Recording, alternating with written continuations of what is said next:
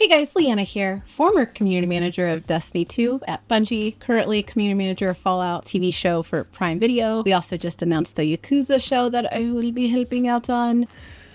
Freaking excited! And doing a lot of cool consulting stuff because if you don't know, I already started my own LLC and it's been amazing and very busy and I'm very glad that I have such a long tenure in gaming industry because if I didn't, getting this LLC off the ground would not be possible at this point, but I have so many good working relationships with people I've worked in through the years that I am very grateful for that support. My camera's really close up. I don't know why, but that's fine. I'm sickened, but curious. Depending on when I get this video out, because I'm very bad about recording videos and then forgetting to actually edit them. So then by the time I do remember they're there, I am already way too late to the party. Well, then get your shit together. Get it all together and put it in a backpack. All your shit. So it's together. And get this out this week. And if so, then this is the week that the final shape launched. And I wanted to have just an honest conversation because the reason is that I have been very vocal since my layoff, but people are making the incorrect assumption that I'm only being vocal because I was laid off. I think people that think that also failed to realize that I've been vocal about this for years and years and years when I was on media, when I was not media, and a couple months prior to our layoffs, Ubisoft also laid off a lot of their community managers and I was just as vocal then. This is a problem that we all need to kind of work towards because bad actors and bad leadership are getting away with literal murder. And I do mean literal because people are dying because of health issues, because of crunch that some of these studios are forcing upon their employees because people at the top are so disconnected to how things actually work that they are not able to supply productive timelines that are sustainable, and it's hurting the people that actually make the games. So I wanted to address why I've been so vocal against Bungie in particular, but also very rarely do I make a tweet about just Bungie. And if so, I'll make it very clear I'm talking about Bungie. I will say Bungie. And one tweet I even tagged Pete Parsons in it. Not that he has any courage whatsoever to actually respond because, you know. Not overrated. But I wanted to really talk about why I've been so vocal and kind of give a little bit of understanding on why this particularly has been really hard on me personally, because I don't think people realize that to work at Bungie has been my goal for decades. And so many bosses through the years will attest that anytime they were like, where do you see yourself in 5 years? It'd be like Bungie. And they'd be like, yeah, we mean here. I'm like, Bungie. Bungie was always my goal. So imagine if you have this very specific goal for decades and you did everything you could to achieve this goal, including leaving dream jobs because you knew you could not learn the skills needed for that ultimate goal while at that position, leaving very happy teams and very happy work environments that eventually led me to some really toxic ones. But it all was worth it because it was to get to Bungie. And I'm not upset about the layoffs. What people don't realize is I've been calling that the layoffs were going to happen since 2021. I even had a meeting with some of leadership where I said, if we do not course correct, here's the comps, here's the data to show that layoffs of 8 to 9% reduction is going to be unavoidable by the end of 2023. Look what happened. We ended up laying off like 8-point-something% of the studio with rumors of more layoffs on the way. So it's not that I was surprised. What I was surprised was how callously they handled it. And the fact that they looked us right in the eye and lied to us on numerous occasions. You sit on a throne of lies. Because that is something that Bungie promised it wouldn't do. It said they were different, and we believed them because we loved each other. We loved the environment so much, and we loved the game so much. So I wanted to kind of go in and just talk a little bit about that. But I also want to preface that this video is not going to be negative. That's a damn lie. At least I'm going to try not to let it be negative because I'm not in a negative space. I have never had good work-life boundaries. I've always fully focused on work, and that's not healthy. And I have long-term health problems because of that. And as unfortunate it was that the lesson was learned this way, I did everything right at Bungie. I was multi-award winning. I had an amazing team. I helped create entire processes that the studio still uses to this day. I still have devs reaching out to me, thanking me for helping to produce or completely produce some new processes that are implemented in the studio-wide. So I just want to, I am grateful for that lesson to finally be learned that you can stop killing yourself to prove that you deserve to be there because I've already proved it. I don't need to prove it anymore, and I need to stop because it's killing me. But also, I was really pleasantly surprised. I'm not gonna lie. I was dreading Final Shape's release because with the season launches, I would have panic attacks every time. Depending on the time of day too, whether I was uncentered or centered, if you even brought up Destiny to me, I would have a panic attack. And I've tried to play the game many times before Final Shape's launch, and I couldn't make it past the loading screen because I would have a panic attack. It hurts me on a core level what happened because I thought I found my forever place. And now I see how toxic that forever place was. And I knew this. My first year was heaven, paradise. Couldn't imagine anywhere else. My second year was hell, and it was a lot of maliciousness, and it was a lot of really bad stuff that will eventually come out to light, but not today. And it really fucked with me mentally. And so I was really scared, like, Final Shape is something that means so much to all of us, myself included. I've been playing Destiny since Destiny 1 Alpha. Like, this is a game that means so much to all of us, and I have some of my best friends and best memories from it. I was scared I wouldn't be strong enough mentally to participate, much less even play. And I think I'm getting closer to being able to play, which is good, because I do want to. You know, this Final Shape DLC expansion means a lot to all of us, players and devs alike, because it is such a closing chapter to such a long storyline, and it opens the door for new things in the future. Future's now. I wanted to be able to celebrate that with people, and I wanted to be able to celebrate my friends there, because they're amazing and they're magical, and they deserve every bit of success they get, and they deserve to be recognized, and they deserve to be supported both by players and by leadership that is still not supporting them. And I want to just kind of reflect on that a little bit of, it was a lot easier yesterday than I thought. And I don't know if that's because I've had so many panic attacks and stuff before. I don't know if I was just, I got up and I meditated and I did my shtick and that helped. I don't know. But I was so proud yesterday seeing everybody. And this is also the first expansion that I actually got to do a lot of dev work in. I worked with one person that works on symbols and things like that in raids. And some people may be able to see what I got to contribute to. It's got nothing to do with like the pose or anything like that, but it does have to do with my spiritual journey, and it worked very well and organically with the theme of the raid, so I'm very excited to see that. I also did a ton of accessibility work, and right before I left, because I had a feeling the layoffs were going to be happening soon, we actually, myself and the fellow co-lead of accessibility at Bungie, actually got it removed from the umbrella of at Bungie, not because it's apart from Bungie, but because at Bungie is club organizations, and that has a lot of control from people that might not know the topic. And while that's okay with a lot of things like Veteran Vanguard and Pride at Bungie and things like that, with accessibility, if you get it wrong, somebody could get seriously hurt. And there's a different level of expectation and quality bar and expectation and delivery that needs to be very specific. And we weren't able to do that and operate freely in the parameters that we needed, and also to appropriately ask for the resources needed too, while we were under the guide of somebody that doesn't know anything about accessibility and was pretty resistant to learning anything, because they were having to deal with the other external organizations as well, which are very important. Very, very important. And that's also another thing I want to say. Whenever you see a message from Latin at Bungie, Black at Bungie, Pride at Bungie, or anything, it is those teams that are making those messages. It's not coming from the higher ups. It's coming from those teams. And I think that's really important to see, because Black at Bungie has been instrumental, especially in 2020, 2021, for being able to reach our community and to stand up for issues that needed to be stood up for. So that was my final thing, and I'm really glad I did, because I actually had a meeting with a couple of people from accessibility at Bungie the other day, and they were very thankful. They were like, I am so glad you guys were able to set this up.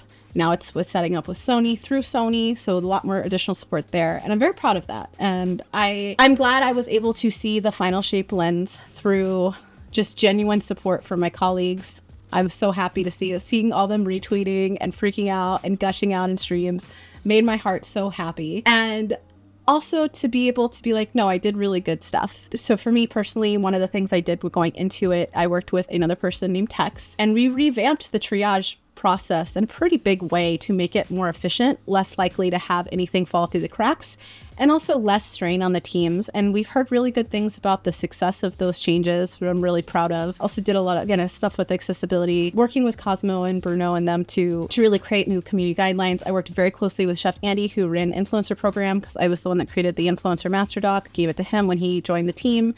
He took over, he did wonderful things with that, and him and I had amazing one-on-one conversations, brainstorm sessions many a times, and it was really fun. And seeing all the content creators freaking out, and knowing that he had such a big part of that was honestly just made me so proud. I got to work with some of the teams on even some story stuff. Like, there's a lot of cool things I was able to be a part of and be more hands-on with outside of the role of a community manager that made me really happy. So I can go into the Final Shape. I don't know if my name's in the credits. I caused so much of a ruckus with being pro-union. They probably wiped me, but I saw other people posting that were laid off that they had their names in the credits. So I'm hoping they wouldn't do that, because man, that would be really obvious if they did. I wanted to talk about this because I'm very passionate So why am I being so vocal about this? Well, one thing I really want people to realize is Bungie has been like a mecca for game developers. There's been so many game devs that would reach out to all of us, but myself included, because I worked with a lot of them with other aspects of the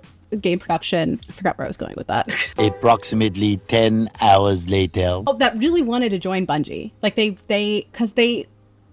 there's no secret that there's a lot of toxicity in games. You look at Google toxicity and abuse and all of that shit. Look at Activision Blizzard, which I was one of the journalists that was helping to cover and break a lot of those stories. Look at how much shit is out there. So when people are stuck in this shit, and a big manipulation tactic that leadership does in those positions is they really truly slowly, not all at once, they're not going to outright tell you you'll never find a good place again. It's subtle culture shifts that make you feel like if you leave, you're and I know this because I had a member of leadership reach out to me and he goes, I'm so proud of you because the people that didn't want to see you succeed thought you were going to flop after you were departed from Bungie, and you're thriving. And I am, because I am a badass.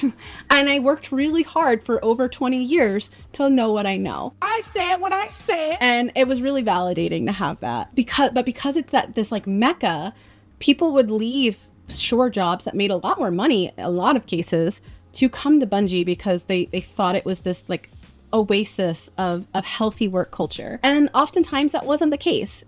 Hi, yes, hello, me again, future Liana, editor, me, Just re-recording this because I just wanted to say I don't want to be a disservice to all of the amazing people that tried to make the studio culture much better.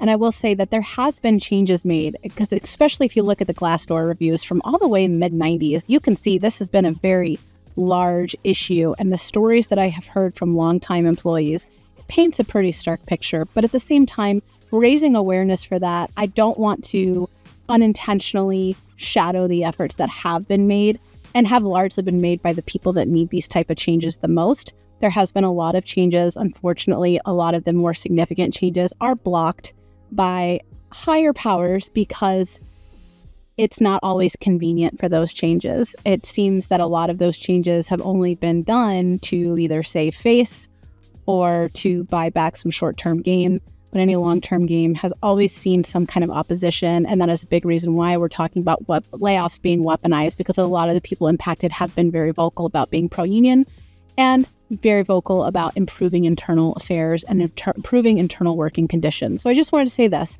There's not to say that there has been no positive changes. That's definitely not the case, but it is a long way from where it needs to be. And the studio needs your help and support to make sure that those changes can be happening and happen in a way where it means good things for the devs. It means good things for the people that are no longer there but wanted to see good change happen. And it also means good things for you, because happy devs mean happy consumers and happy players. Okay, back to the video. After the layoffs, we saw a ton of people leave Bungie, a ton of people, and still more are looking. And it's unfortunate because that is what happens anytime a big layoff happens. But I think what hit Bungie the most was that Bungie leadership put in so much time and effort to make it look like they were a company that wouldn't do that. And then they did it in the most callous way possible. And then just said, Fuck you. Good luck. And that's the part that makes me upset, because there was a lot of people that moved to relocate to one of the most expensive places in America for this, only to get laid off, myself included. I had to sell my house that was halfway paid off, which is unheard of in this day and age. And now I'm right back to ground zero. There was another person that literally had a stroke that was in a year worth of recovery because of the stress of the job. He worked really hard to recover. You saw Dylan post this a lot. DMG posts about this a lot. Only for him to finally do that year's worth of work of recovering and being able to come back into work, only to get laid off. So we're speaking out about this because companies cannot keep getting away with this. They can't.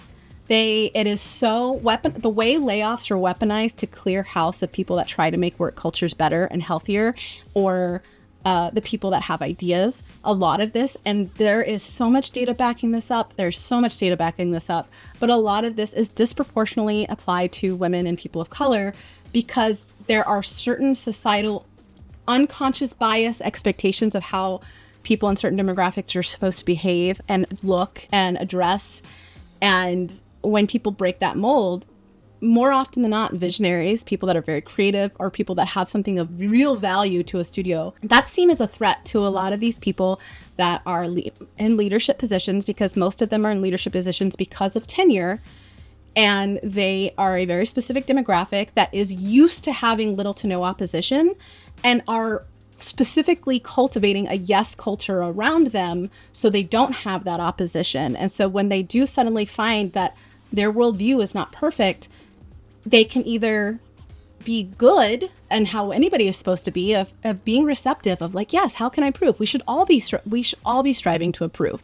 Until you're dead, you should be striving to improve because there's always something to learn and there's always behavior that you think it might be a certain way, but it is received very differently. And I learned that lesson very hardcore when I got my diagnosis for autism of like, oh shit, so much makes more sense now. Like I can see why I probably come off as harsh or super overstructured. And it's like, no, I'm just an over-explainer. And you should be open to hearing that so you can continuously better yourself. But a lot of these AAA companies, and we're seeing this with a lot of them across the board, they're not used to that opposition and they're comfortable. And what do some people do when their discomfort or their comfort levels are disrupted? They panic. You either panic or you're receptive. Good leadership is receptive. I think that's why I really was always drawn to Joe and Katarina, because both of them were just so open to hearing whatever it is you had to say, so open to feedback, so open to criticism, so open to praise. And they're just amazing. And I think more companies need to have leaderships like this. There is a list of execs that I would love to step down from Bungie because the culture there would be so much better if that would happen. But I don't think that's going to happen. Final shape really matters a lot to me as a Destiny player. I've said this on social, even my Destiny clan actually flew out to Chicago as a farewell party when I ended up moving to Seattle when I got the job. Like lifelong friendships were formed from this game. And Final Shape really, the story does so much to close a lot of those loose ends, but in such a beautiful and unexpected way. The area designs, the scenic environmental storytelling is very reminiscent to that of Halo. There's so many parts about it that are beautiful, and I want to see players celebrate that. And I want the devs to be able to celebrate that, not the leadership, the devs to be able to celebrate that because they worked hard. Crunch was absolutely a leading factor for the Final Shape. And I'm so glad it was delayed because there were so many things that the devs did not feel super great about. And that delay gave them the time to do that. And then on the positive side of the layoffs gave them such bad PR. Leadership was forced to listen to the teams. And that's good. That's what we need. That's what we want. And I hope me saying this, I just want you to be able to enjoy Final Shape. I want you to be able to celebrate with the devs because they are celebrating and they've earned it. And I also need you to understand that when I'm talking about the working conditions of the games industry, I'm not talking about Bungie all the time. I will tell you if I'm talking about Bungie. I was media for a long time. I covered closures and toxicity reports and all of those types of things for years. It is ingrained in me. But as a gamer as well, this industry means a lot to me. And when you care about something, you want it to be good and you want it to thrive. And this industry needs to change. We saw this with the Me Too movement, and that's great, but there's only so much you can do until you can clear out the foundation. When you buy a house and it's got a moldy foundation, what do? They're not going to tell you to paint over it. They're going to tell you need to drill out that foundation and start over. Otherwise, you're going to have problems down the line. Same thing. All of those movements to increase positivity and increase health conditions won't do anything until we can clear out the rot. And the rot is a lot of these very toxic leaderships across the board, across many different studios, indie and AAA alike. And that is why I want people to keep having this conversation. That is why I want us to focus. Stop trying to police what people talk about. If you don't want to stand up for what's right, that is absolutely your prerogative. But don't stand in our way for the people that are, because there's a lot of risk. I've been blacklisted from companies. I've had many scare tactics sent my way from certain people of leadership. And it's worth it because I know it's for a good cause. But don't add to that because you don't understand what's going on behind the scenes. Games are for gamers. Devs make those games. There needs to be an understanding, and there needs to be stop the split of the vocal minority controlling the conversation, because what a lot of these highly vocal but very small in terms of how much community actually feels that way, what that does is that puts more pressure on the devs, that increases their workload, oftentimes by double, And it doesn't serve anything other than to make shareholders panic, which means leadership has to take the reins. And oftentimes leadership doesn't know what the fuck it's doing because it's so far removed from that process that they're no longer knowledgeable on the things they think they're knowledgeable on. They're pulling from 10 years ago old experience that's no longer applicable. So I want you to be able to understand why we're talking about this, why we care. It's important. And I want you to understand that anything I've ever said about Bungie was never to hurt the company's people. And I've been very honest and upfront and very vocal about this and very clear in saying the devs deserve support. The devs deserve to be protected. The devs deserve to be heard. Notice how I don't include leadership in that. There's a lot. And that's not to say there's all of leadership is bad. Absolutely not. There's some amazing people in leadership. Amazing. But unfortunately, it's not enough to counteract the damage that the bad members of leadership do. And they're always going to be in those positions to do that bad until they take that payout. And why should people keep getting rewarded for being shitty? The fact that Bobby Kotick got the most golden toilet ever after all the harm he's done, including facilitating a work culture that resulted in a suicide, they're set for life. Meanwhile, half the gaming industry is living off of unemployment. It's not right, and it's time to change. And me being vocal about that does not make me a bad person. Me being vocal about that does not make me a sore loser. Me being vocal about that means I care about this industry and I'm willing to put my money where my mouth is. Destiny will always have my heart. You can't see it, but the entire case behind me is all Destiny stuff. Destiny means so much to me, and those devs mean so much to me. And I just want people to be able to celebrate this. No matter where Destiny goes from here, celebrate this moment because this is a triumph. It took us 10 years to get here. It's an old engine. Just please celebrate the devs there. They need your support more than ever. They deserve your support. Yeah, this game means a lot to us. You'll never see a game studio that's filled with devs that don't give a shit because we're making the games we want to play. We want to share what we want with you and enjoy that experience with you. We're not your enemy. People speaking up for better working conditions are not the enemy. And the only people that see those people as enemies are the ones that are perpetuating that harm and people that don't know any better.